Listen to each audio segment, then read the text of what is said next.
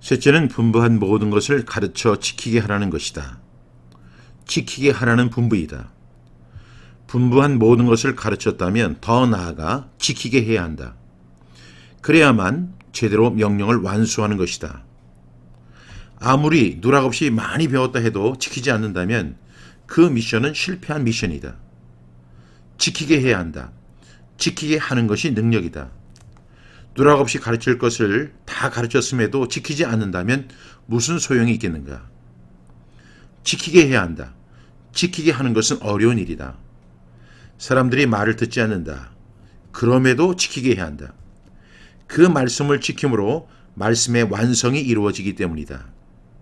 아무리 많이 들어도 지키지 않으면 그 이전의 모든 것은 아무런 의미가 없다. 지키게 해야 한다. 그런데 이 지상 대명령을 가만히 살펴보면 이 말씀이 연상되는 구약의 말씀이 있다. 바로 신명기 6장 6절부터 7절의 말씀과 매우 흡사한 것을 발견할 수 있다.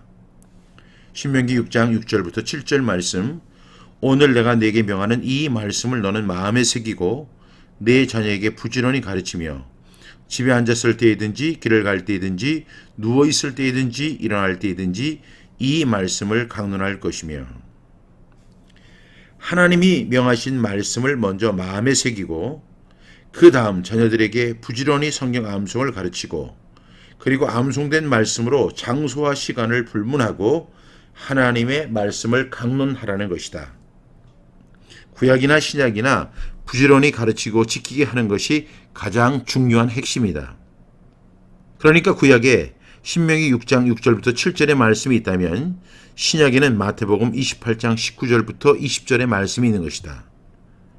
구약의 말씀이 쉐마 교육, 즉 구약의 지상 대명령이라면 신약의 말씀은 신약의 지상 대명령이다. 구약의 말씀이 가정, 자녀 교육을 통한 복음의 계승이라고 한다면 신약의 말씀은 제자를 통한 복음의 계승이다. 요즘에는 사람들이 또는 자녀들이 싫어할까 봐 가르치지 않는다. 말씀을 강론하지 않는다. 세상의 학문을 가르치는 일에는 생명을 다하면서도 하나님의 말씀을 가르치라는 말씀에는 눈치를 보고 주저한다. 자녀들의 눈치를 보고 교인들의 눈치를 본다. 그것은 잘못된 교육이며 자녀를 망치는 일이다. 유대인들은 태필린의 말씀을 삶의 기준으로 삼고 그 말씀을 평생 암송하고 반복하여 선포한다.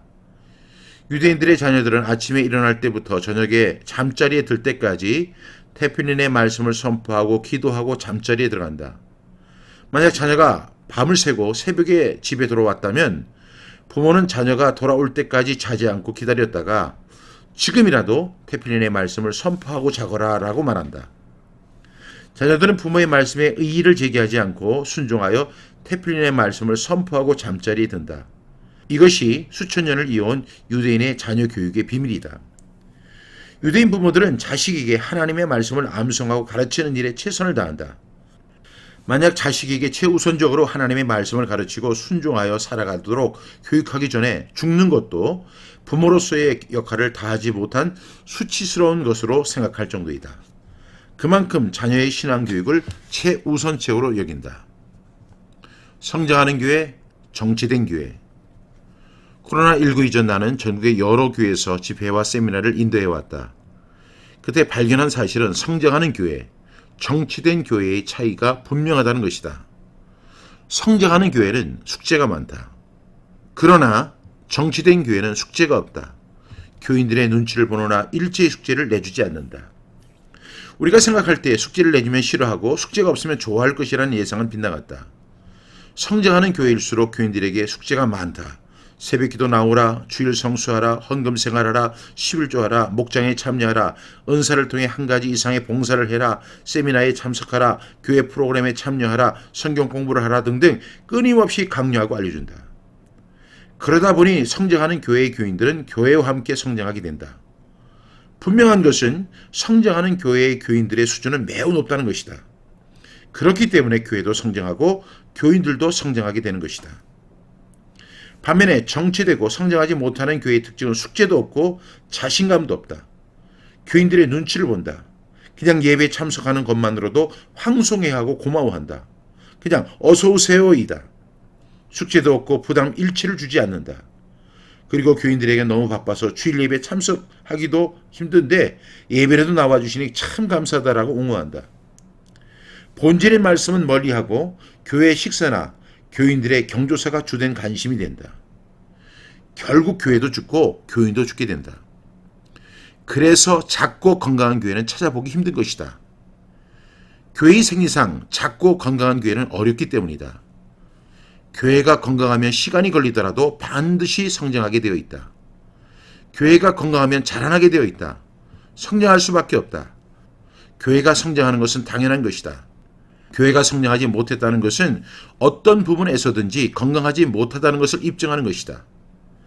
대표적인 현상은 하나님의 말씀이 약할 때 나타난다. 말씀의 기갈 현상이 나타날 때 그 교회는 약해지고 점점 사그러진다. 그런 교회일수록 엉뚱한 곳에 시간과 물질을 낭비하는 경향이 있다. 예배 후에 밥 먹는 것에 온통 신경을 쓴다. 누가 식사당 번이고 누가 설거지 담당이고 다음 주 식사 봉사를 누가 할 것인지에 신경을 쓴다. 놀러가는 것, 생일 축하 행사, 가족 같은 분위기를 연출하는 일에만 집중한다. 그러나 이런 것들로는 교인들을 근본적으로 변화시킬 수 없다.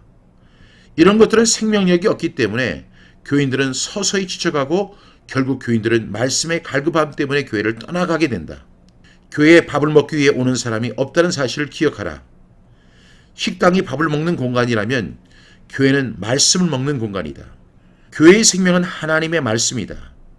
하나님의 말씀을 공급하는 방법은 바로 성경 암송이다. 성경 암송은 하나님의 명령이며 크리스찬들이 반드시 순종해야 할 지침이다. 하나님의 말씀을 마음에 새기는 성경 암송, 그리고 암송된 말씀으로 하브루타를 하게 하고 그것을 생활하기 위하여 테필린 복음을 선포하게 해야 한다. 부모들을 교육해서 가정 속에서 말씀 훈련이 이어지게 해야 한다. 어머니는 성경 암송의 교사로, 아버지는 하브루타의 교사로, 그리고 전 가족이 테필린 복음의 사명자가 되게 해야 한다. 목숨 걸고 강요해야 한다. 하나님의 말씀에 젖어들게 해야 한다. 말씀의 능력을 체험하게 해야 한다. 말씀을 통해 물이 변하여 포도주가 되는 역사를 체험하게 해야 한다. 그것이 진정한 교회이며 그런 교회가 성장하게 된다. 예수님은 지키게 하라고 하셨다. 강요처럼 느껴진다. 지키게 하라는 말씀을 지키지 않으면 지킬 때까지 강요하라는 것이다. 나는 이런 강요를 거룩한 강요라고 호칭한다.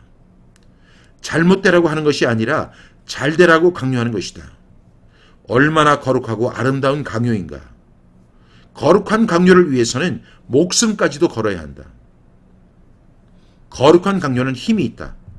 몇몇 사람을 제외하곤 대부분 거룩한 강요를 받아들인다. 옳게 여긴다. 교회의 다움을 느낀다. 따르게 된다. 존경하게 된다. 교회 본연의 모습에 굴복하게 된다. 사람들은 그런 교회의 영적인 힘을 발견하고 따르게 된다. 성경 암송에 성공하려면 두 가지가 있어야 한다. 성경을 사모하는 마음, 그리고 거룩한 강요가 필요하다. 지속적으로 말씀을 암송하는 사람이 그리 많지 않다. 스스로 암송을 결단하고 지속하는 사람은 드물다. 그래서 강요해야 된다. 놀라운 것은 사모하는 마음과 거룩한 강요가 만날 때 기적이 일어난다는 것이다. 놀라운 기적을 기대하면서 거룩한 강요를 통해 지속적으로 말씀을 암송하는 주의 거룩한 백성이 되었으면 한다.